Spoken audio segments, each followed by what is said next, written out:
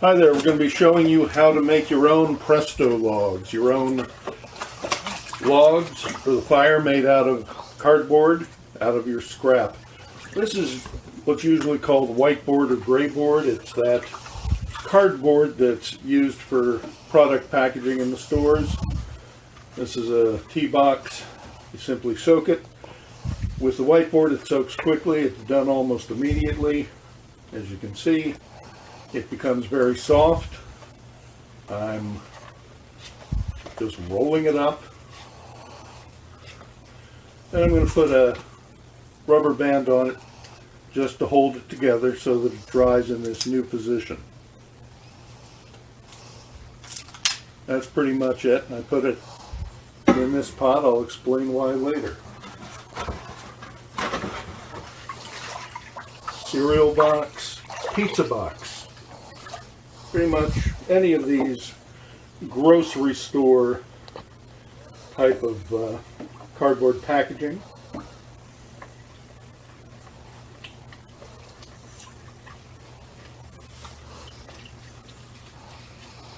Oh, make sure it's warm water or your hands will not be happy with you in a short period of time.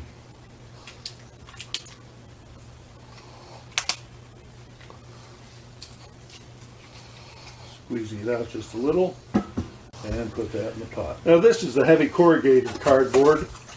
Most of us who do a lot of shopping online, we suddenly have tons of this around. This takes just a little bit longer to soften up in the water.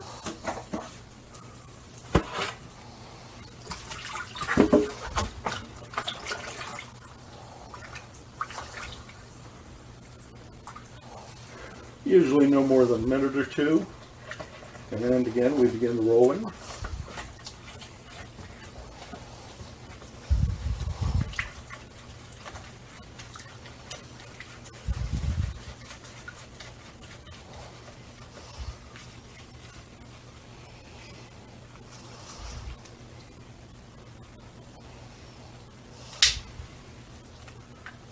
Now, when I was a kid, we did this with twine or baling wire, but rubber bands work just as well. When you put them in a fire,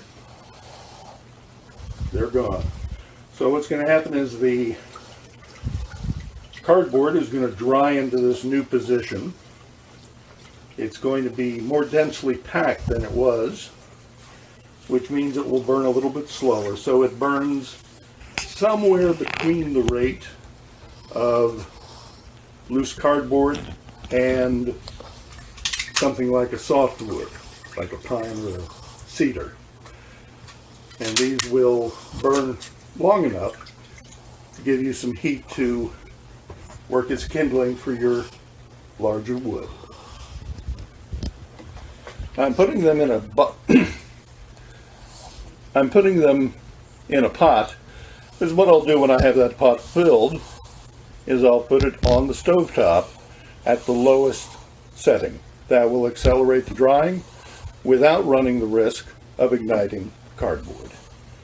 There you have it. You can make your own Presto-Logs, as we used to call them. Pressed wood, pressed paper. And they'll help you out a lot in getting a fire started. Cut.